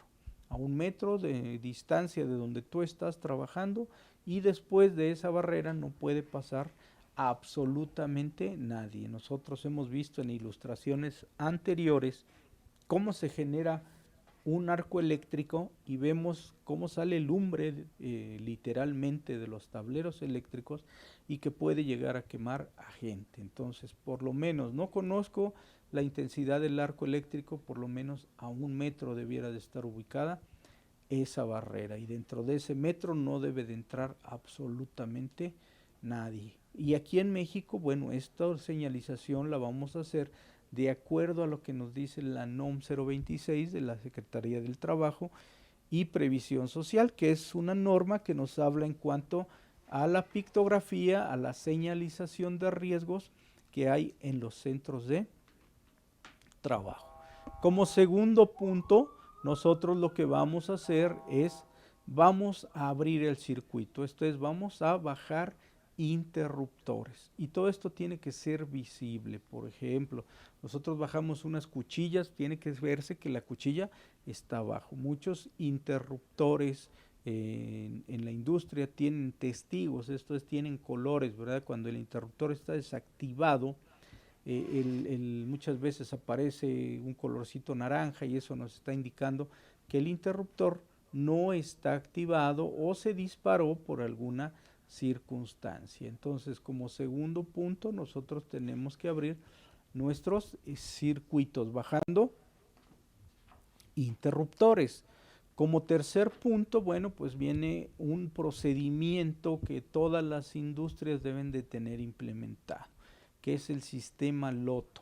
En México la NOM 004 nos habla un poquito de la cuestión del manejo de energías, aunque hay un sistema LOTO específico, ¿verdad? Un sistema americano LOTO de candadeo y etiquetado de energías peligrosas, porque no solamente habla de electricidad, sino también de neumática, de hidráulica, de mecánica, térmica, todo lo que sea una energía peligrosa. Debemos de seguir ese procedimiento, que debe de ser un procedimiento que decía ya debemos de tener implementado en nuestros centros de trabajo. Esto se basa en que yo ponga una etiqueta donde va a estar mi nombre, la fecha, el tiempo que va a permanecer, incluso en algunos centros de trabajo hasta la foto de la persona que está poniendo la etiqueta trae esa tarjeta. También muchas veces ya los dispositivos ya traen la adaptación para poder poner candados, y también este candado debe de ser personal, debe de tener una sola llave, y decíamos ya hay un procedimiento adecuado para poder hacer esta tarea de etiquetado y candadeo. Cuando yo ya etiqueté y candadeé la energía peligrosa, bueno, el hecho de que yo haya bajado un interruptor, por ejemplo, termomagnético, y que ya tenga el testigo ahí, eso no me garantiza al 100% de que mi instalación no tenga energía eléctrica. Para eso yo tengo que hacer la comprobación o la verificación de la ausencia de tensión. Y esto lo voy a hacer, pues obviamente con un instrumento de medición, con un instrumento de prueba, pero antes de utilizarlo en este punto, yo tengo que hacer una recomendación que nos hace NFPA, la regla de los 3 pasos. ¿De qué habla esta regla de los 3 pasos? Bueno, pues no habla de otra cosa más que de que yo pruebe que mi instrumento de medición en realidad sirve. ¿Por qué? Porque nosotros sabemos, a veces, voy a poner un ejemplo, a veces nosotros queremos medir continuidad y se nos olvida bajar el interruptor. Entonces nosotros ponemos nuestro multímetro para medir continuidad y hacemos contacto, pero el cable todavía tenía voltaje, por lo tanto muchos multímetros se dañan al hacer este punto. Y muchas veces se quemó, no se quemó, simplemente tú lo prendes y ahí en el display aparece el número. Pero ¿qué pasa? Pues ya no hace ciertas lecturas. Entonces nosotros podemos llegar confiadamente a nuestro punto de trabajo, checar y me va a decir 0 y voy a decir ya no hay voltaje, y voy a meter las manos cuando todavía tengo energía. Entonces, ¿a qué se refiere esta regla de los 3 pasos? A que hay puntos donde yo sé que sí hay energía. Yo ya porque puse una lámpara, porque puse mi cargador del celular o porque encendí un motor, me doy cuenta que sí hay energía. Entonces llego con mi multímetro y hago una medición, y a lo mejor me va a decir 127 o me va a dar 220. Entonces, ¿qué quiere decir? Que mi multímetro sí funciona. Voy al punto donde yo estoy trabajando, donde bajé la energía, verifico, mido y me va a decir 0. Ok, entonces efectivamente sí tengo 0 volts de energía. Me regreso al punto donde yo inicié la medición y me va a dar de nuevo los 127 o los 220, y entonces así yo me estoy asegurando que mi instrumento de medición funciona adecuadamente, y con eso yo ya hice la verificación de la ausencia de tensión o de la ausencia de voltaje. Y por último, en el quinto paso, lo que nos piden es que nosotros pongamos o coloquemos una puesta a tierra. Tenemos un sistema de tierras físicas que ustedes han visto, son los cables desnudos de cobre. Entonces, por medio de unas pinzas, nosotros vamos a empezar a hacer contacto con los elementos de nuestra instalación y la tierra física. Y ahí nosotros vamos a hacer el dren, llamémoslo así, de todas las energías residuales que hayan quedado en nuestro circuito. Pero es importante que nosotros cumplamos con este punto, porque sabemos que dentro de nuestras instalaciones podemos tener transformadores, podemos tener capacitores que son acumuladores de energía, y que necesitamos hacer ese dren para que yo no, al momento de intervenir y entrar en contacto con mi instalación eléctrica, no vaya a recibir esa descarga. Entonces son las reglas que nosotros debemos de seguir para poder trabajar en una instalación eléctrica sin energía. Una vez que nosotros terminamos de hacer el trabajo, de hacer el mantenimiento y vamos a volver a energizar, se nos recomienda que si están trabajando 5, 6, 4 personas en mi instalación eléctrica, antes de subir interruptores yo tenga a todas las personas que trabajaron en el mantenimiento a la vista. ¿Por qué? Porque yo puedo subir el interruptor y alguno de ellos puede estar interviniendo todavía por ahí. Entonces, para evitar un accidente, yo debo de tener todas las personas a la vista y entonces comenzar a hacer el proceso de energización, ¿verdad? Entonces son recomendaciones que nos hace NFPA. ¿Qué nos dice NFPA cuando nosotros vamos a trabajar con tensión? Cuando nosotros vamos a trabajar con tensión, NFPA me dice, ¿sabes qué? Lo primero que tienes que asegurarme es de que la persona que va a hacer el trabajo sabe hacerlo. Tiene el conocimiento y la habilidad para poderlo hacer. Entonces sí es muy importante que nosotros primero verifiquemos esto. ¿Vamos a mandar a hacer a alguien un trabajo? Sí, bueno, ok. Sabemos que lo sabe hacer. Les voy a poner un ejemplo que me ha tocado ver muchas veces, ¿verdad? A veces nosotros vemos a la gente cómo sube y baja cuchillas, ¿sí? De los postes. Entonces mucha gente dice, ah, pues es fácil, ¿verdad? Pero quienes lo hemos hecho alguna vez sabemos que pues, si no tenemos la firmeza y el pulso adecuado, el estar ahí jugando puede provocar incluso un arco eléctrico. Y entonces es una tarea que se ve fácil cuando nosotros vemos a la gente de Comisión Federal allá arriba, o desde abajo, subiendo y bajando cuchillas, decimos, ah, pues es re fácil, pero ya al momento de hacerlo, pues tiene alguna técnica adecuada, alguna posición en cómo pararnos, cómo sujetar la pértiga, para que no nos gane hacia ningún lado. Entonces, sí son situaciones que nosotros debemos de asegurarnos que la persona sabe hacerlo, ¿verdad? O ha recibido la capacitación y el adiestramiento para saber hacerlo. Entonces ese es el primer punto que nos piden. Segundo punto que nos pide NFPA para trabajar con tensión. Mucha gente dice, es que yo pensé que me iba a decir cómo subirme a la escalera, qué escalera iba a utilizar, cuáles eran los pasos que iba a seguir para... No, recuerden, los procedimientos de trabajo los tenemos que hacer cada uno de nosotros de acuerdo a la tarea que vamos a realizar. Lo que nos pide NFPA nos dice, vas a trabajar con tensión, sí, que tu personal tenga el conocimiento y la habilidad.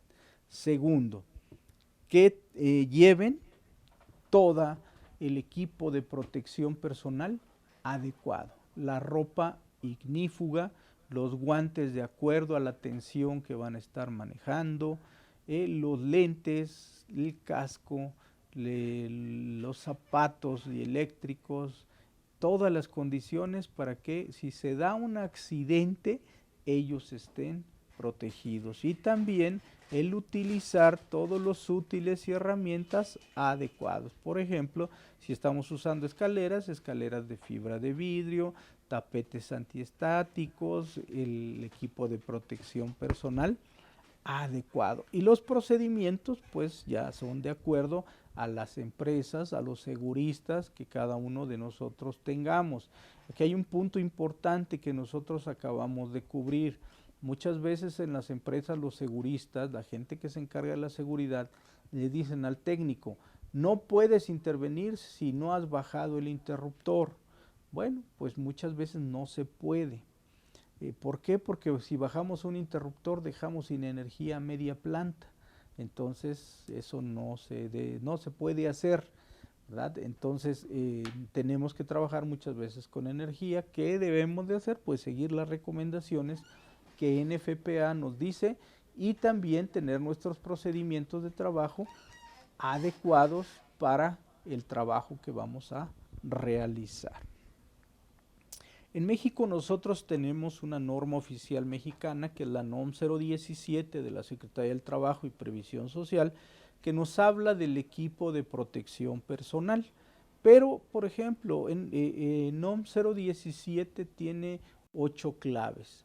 La clave 1 que va en la cabeza y de ahí siguen los ojos y de ahí sigue la protección respiratoria. No se lo estoy diciendo en el orden que viene en NOM 017, pero es lo que cubre la cabeza, los ojos, la protección respiratoria, los oídos, las manos, el dorso, los pies y por último la octava es la de equipos específicos, por ejemplo los arnés de seguridad para trabajar en alturas o los equipos que usan la gente de la brigada de combate contra incendios, estos los trajes de bomberos. Pero En cuanto a las cuestiones de trabajo eléctrico, nada más me dicen, mira, hay un casco eléctrico que es el casco clase E, pero NOM 017 no me lo dice así. Hay otra norma oficial mexicana, que es la 115, que me dice los cascos, ¿verdad? Entonces, eh, también de los lentes, me dice, pues hay gafas de protección, pero hay otras normas que nos hablan de las gafas de protección. De los guantes, me dice, hay guantes dieléctricos, pero normalmente no me va a dar todas las consideraciones que debo tomar. Hay guantes para trabajos mecánicos, pero tampoco me va a dar todas esas consideraciones. Tengo que recurrir a otras normas. En el caso de NFPA sí me habla específicamente del equipo de protección personal que yo debo de usar para trabajar con energía eléctrica. Y NFPA me dice, tu equipo de protección personal va a depender específicamente de dos factores. Primero, la intensidad de arco que se va a generar, esto es las calorías por centímetro cuadrado que va a haber si se da un arco eléctrico, y también del tiempo de exposición al que vamos a estar sometidos a este tipo de energías. Y para eso NFPA, bueno, pues comienza por los guantes. Los guantes deben de tener una propiedad dieléctrica y deben de tener las certificaciones, como lo vemos ahí en la diapositiva, donde traen el sello del código eléctrico, donde traen algunos datos de la fecha de fabricación, del número de lote, la talla de los guantes, que es bien importante, ¿verdad? Porque a veces hay gente que se pone unos guantes y anda con sus dedos todos contraídos, o definitivamente su dedo llega a la mitad del guante.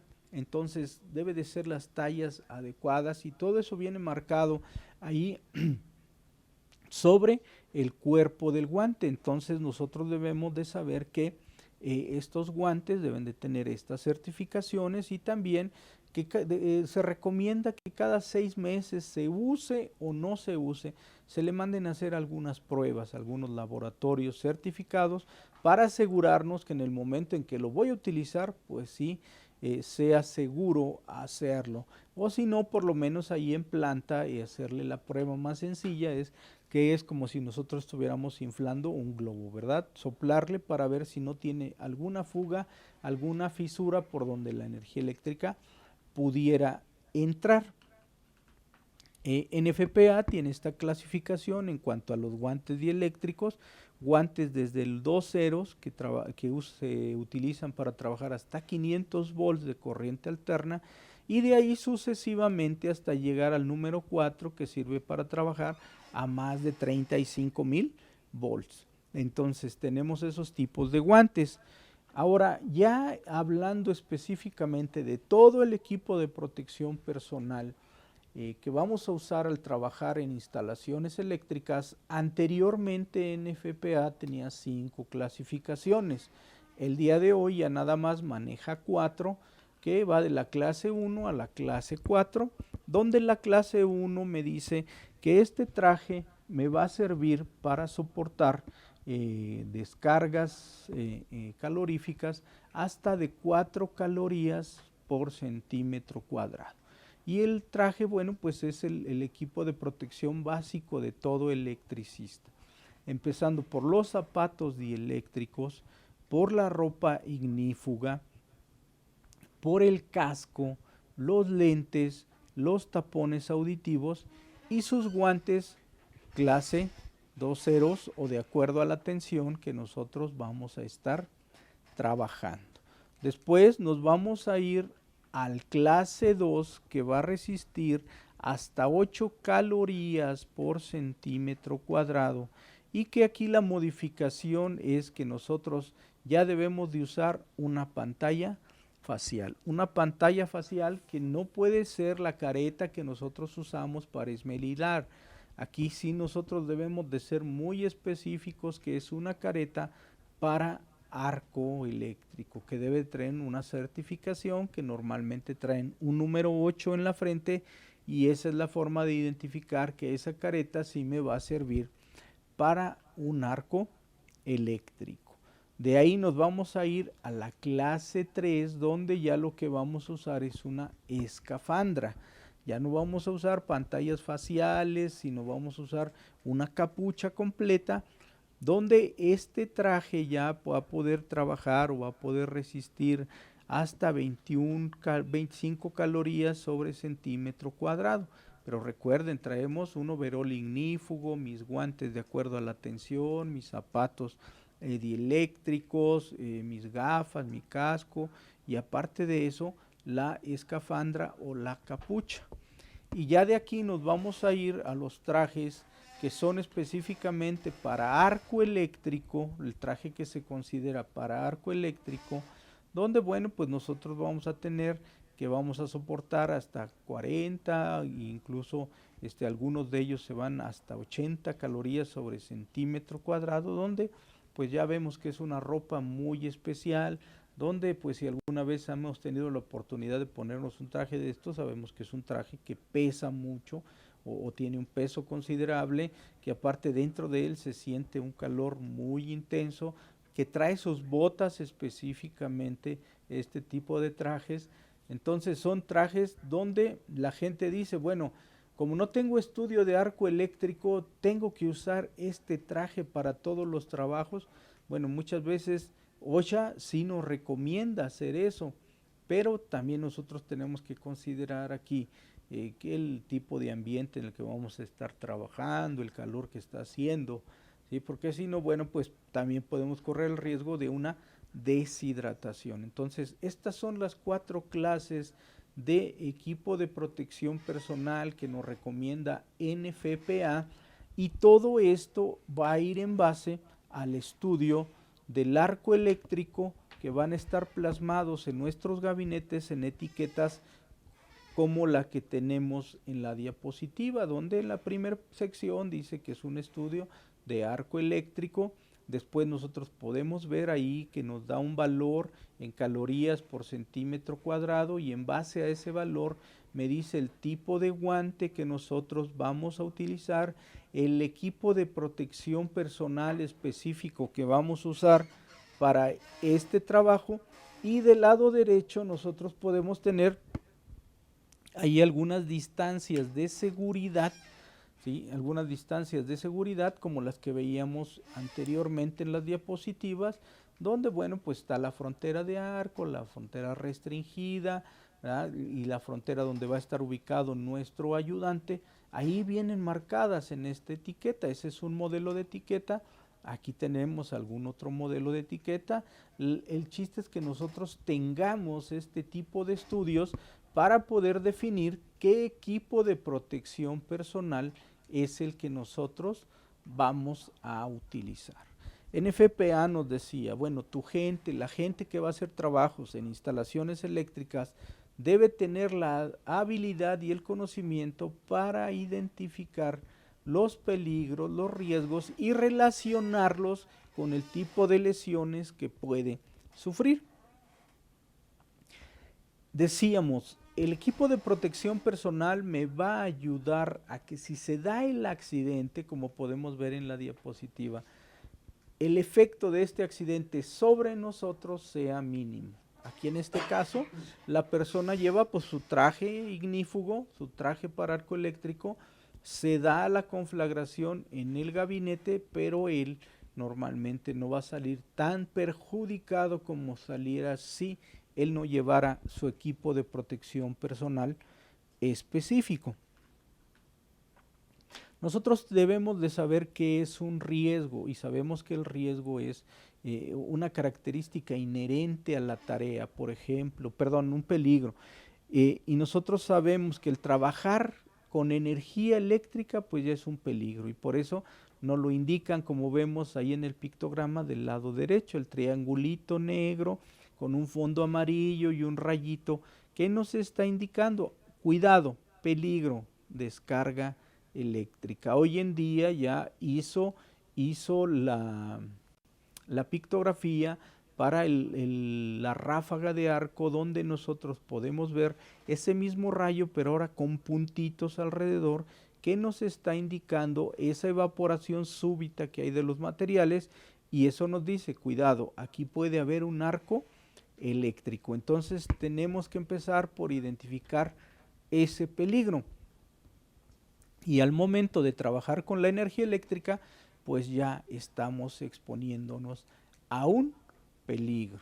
Después del peligro, bueno, pues nosotros debemos de identificar el riesgo. Ya identificamos que trabajar con energía eléctrica es peligroso. Ahora, ¿qué riesgos tenemos? Pues ya identificamos tres, ya vimos tres anteriormente. La descarga eléctrica, el campo magnético y el arco eléctrico. Entonces ya identificamos esos tres peligros. En base a eso, nosotros debemos de hacer los análisis de riesgo. Muchas veces se nos cuestiona, oye, ¿por qué tengo que hacer un análisis de riesgo? Si yo llevo haciendo 20 años el mismo trabajo y nunca me ha pasado nada. Bueno, ¿por qué debemos de hacer un análisis de riesgo? Porque la norma me lo pide. Y si yo tengo una auditoría y no tengo el análisis de riesgo, pues lo más probable es que por ahí pueda surgir alguna multa. ¿Sí? Entonces, ¿por qué lo hacemos? Porque la norma nos los pide. ¿Sí? Así de fácil. Segundo, ¿cómo hacemos un análisis de riesgo?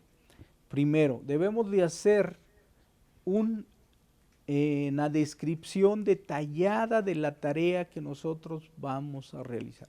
Así detallada. ¿Quién hace esta descripción? Pues la persona que ejecuta el trabajo. Ellos son quienes hacen esta descripción. Y después, conjuntamente con la gente de seguridad, vamos a tener que identificar todos los peligros que existen al hacer esa tarea. Y también al identificar los peligros, nosotros vamos a identificar los riesgos. Y en base a eso, bueno, pues vamos a ver qué medidas vamos a tomar. Voy a poner un ejemplo.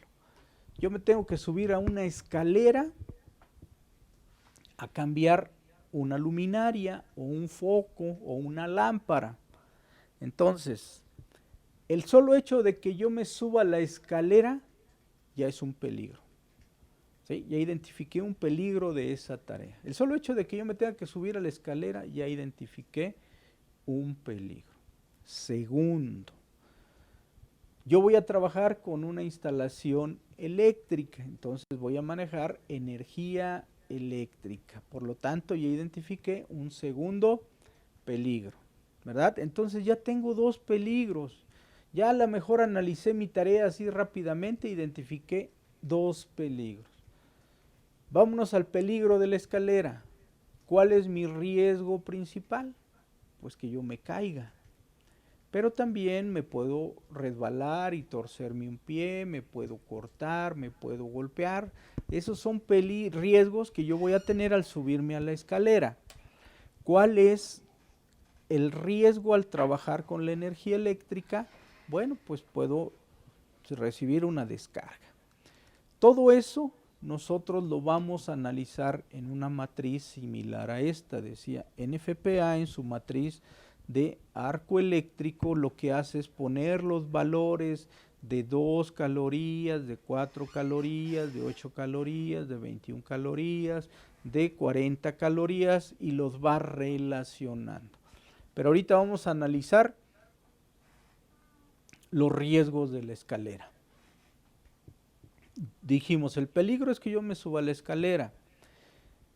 El riesgo es que yo me caiga. Entonces, ese riesgo yo lo voy a meter a esta matriz. Y digo, ¿qué tan probable es que yo me caiga si me subo a una escalera? Pues sinceramente la probabilidad es muy alta. Hay muchas circunstancias que pueden provocar que yo me caiga. Por lo tanto, la probabilidad es muy alta. Puede ser entre 3 y 4. Y dicen, ¿y la severidad de que tú te caigas? Pues también puede ser muy alta, ¿verdad? No importa si me caigo de 10, de 15, de 1 metro, yo me puedo morir, me puedo matar al momento de caerme de esa escalera. Entonces, ¿cuál es la severidad? Bueno, pues también puede ser muy alta, me puedo ir quizás al 4. Entonces, si nosotros cruzamos por ahí el 3 y el 4, pues me va a dar un 12 que está en rojo, el 4 y el 4 me va a dar un 16 que está en rojo, y en ese momento me dicen toda la gente que se encarga del estudio de la seguridad, detente. vamos a analizarlo porque el riesgo que tienes es muy alto, ¿sí? Te puede provocar la muerte. Entonces, pues nosotros nos vamos a tomar las medidas pertinentes. ¿En base a qué? En base a la jerarquía de los controles, donde decíamos, empezamos por ver si podemos eliminar. ¿Podemos eliminar el peligro? Pues no, porque solamente que no cambiemos la lámpara. ¿Sí? Si no cambiamos la lámpara, pues no nos subimos a nada y se eliminó el peligro. Podemos sustituir, ok, a lo mejor quito la escalera y pongo un andamio. O quito el andamio y uso una grúa viajera, ¿verdad? Esas plataformas elevadoras. Entonces ya estoy sustituyendo. Oye, pero todavía tenemos ahí el riesgo latente. Bueno, podemos poner algún control de ingeniería. Mira, ¿sabes qué? Posiblemente podemos hacer que en lugar de que yo me suba, poner algún dispositivo para bajar la lámpara, ¿verdad? Por poner un ejemplo. Oye, ¿y los procedimientos? Bueno, pues sí, podemos proceder procedimientos de atención a emergencias, procedimientos de cómo realizar la tarea. Y el equipo de protección personal, bueno, pues es que ese es básico, ese debemos de traerlo si vamos a realizar la tarea. ¿Qué debemos de usar? Bueno, pues si me voy a subir y voy a trabajar arriba de 1.8 metros, entonces la NOM 009 de la Secretaría del Trabajo y Previsión Social, eso trasládenlo a otros países, a las normas que ustedes tengan, pero aquí en México la NOM 009 de la Secretaría del Trabajo y Secretaría del Trabajo y Previsión Social nos dice que arriba de 1.8 metros ya es considerado un trabajo en alturas, que por lo tanto yo debo de usar un sistema contra caídas. Esto es mi arnés, mis líneas de vida, ¿verdad? Entonces ya tengo mi equipo de protección personal adecuado. ¿Eso va a evitar que me caiga? No. Tú te puedes caer con todo y el arnés, pero lo que va a evitar es que tú llegues al piso y te golpees. Por ahí dicen, ¿verdad?, los conocedores de esto, que una persona cuando está trabajando más o menos a 15 metros de altura, ¿sí?, tarda menos de un segundo en llegar al piso y da un impacto de aproximadamente 1.300 kilos con una velocidad aproximada de 70 kilómetros por hora. ¿A qué es igual eso? A la muerte. Entonces lo que yo tengo que evitar es que la persona llegue al piso. Pero también en la revisión de 2018 de NFPA, a estas 5 jerarquías de controles le anexó una.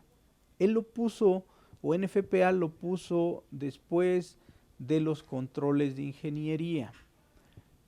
Yo me tomé el atrevimiento de sacarlo de ahí y ponerlo en todo. ¿Qué es esto? El conocimiento.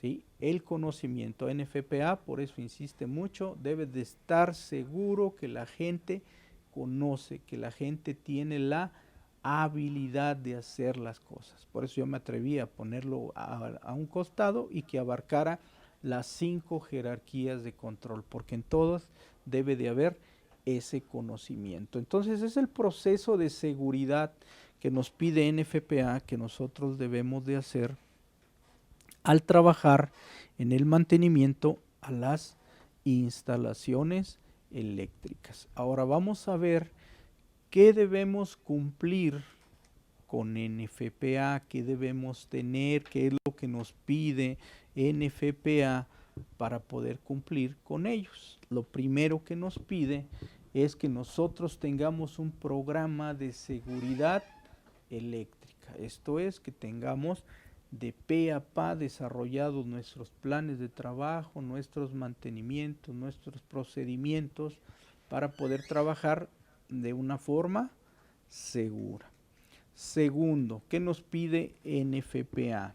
Bueno, pues nos pide un estudio de arco, como ya lo hemos visto. que nuestros equipos estén pegadas esas etiquetas con todas las características, las distancias de seguridad, el equipo de protección personal, la cantidad de energía que se libera al generarse un arco eléctrico. También nos pide el estudio de arco eléctrico. También nos pide que tengamos auditorías de seguridad eléctrica, donde auditemos personas, auditemos documentación y auditemos instalaciones. Básicamente esos tres factores, aunque bueno, pues hay algunos otros que se pudieran auditar. Decíamos, también nosotros debemos tener un programa bien definido de capacitación y entrenamiento de nuestro personal. ¿En base a qué? A un diagnóstico de necesidades de capacitación. Entonces debemos de tener ese punto. También nosotros debemos de tener bien desarrollados nuestros diagnósticos o nuestras evaluaciones de riesgo eléctrico. Algo así como lo que hicimos hace un ratito, así sencillo, ¿verdad? Aunque ya usar la matriz que nos marca NFPA para poder hacer esa evaluación de riesgos eléctricos. También nos está pidiendo que nosotros tengamos un programa de etiquetado y candadeo de energías peligrosas, bien desarrollado, bien definido, con los pasos que me marca el sistema, tanto para la desenergización como para la puesta en marcha o la energización. Entonces, fíjense bien, vamos 6 puntos que nosotros debemos cumplir con NFPA. El séptimo punto es que nosotros debemos de tener procedimientos de trabajo bien establecidos. Decíamos, tenemos que planear. Si nosotros empezamos a trabajar en base a urgencias, eso nos va a llevar a ponernos en peligro en las tareas que nosotros estemos realizando. Y por último, tener muy bien definidos los requisitos de mantenimiento de todos nuestros equipos eléctricos en este caso.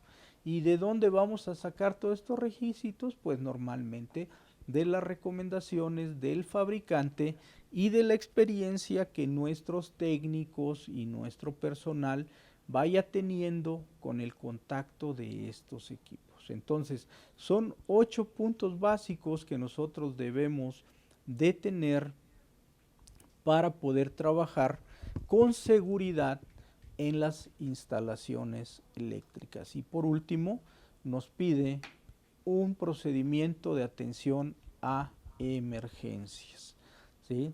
Ante un accidente, primero, pues protege, después avisa y socorre. Por eso vuelvo a insistir. Si nosotros trabajamos con energía eléctrica, debemos saber primeros auxilios. Con esto damos por finalizada nuestra sesión del día de hoy en referente al manejo seguro de la energía eléctrica en base a la norma NFPA 70E. Cualquier duda, cualquier pregunta, bueno, pues ahí no lo pueden escribir en el chat o levantar la mano, o si ustedes quisieran obtener su certificación, en este caso de haber tomado este módulo de NFPA 70E, se les va a dar el acceso a una classroom donde, bueno, pues ustedes van a poder estar poniendo sus dudas, sus expectativas en esa clase, y les vamos a ir resolviendo todas estas preguntas conforme nos vayan llegando. Entonces no nos queda más que agradecerles su atención, ¿verdad? El tiempo que ustedes invirtieron para tomar esta clase, y nos vemos en una próxima sesión.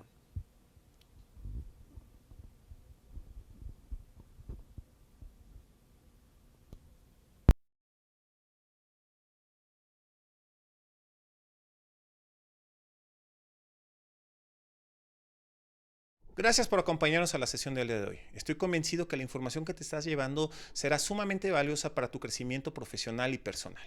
Quiero invitarte a que visites nuestra página www.ilsi.com.mx para que conozcas todo el abanico de soluciones que podemos ofrecerte, tanto de manera virtual como de manera presencial en tus instalaciones. Recuerda que tú puedes acceder a este paquete de certificación del curso que acabamos de tomar en estos momentos, realizando el pago, el cual se mandará toda la información en el grupo de WhatsApp que acabamos de abrir. Si deseas obtener este reconocimiento, recuerda que el tiempo es limitado, tienes un par de días para poder acceder a estos descuentos. Muchísimas gracias por acompañarnos y nos vemos pronto.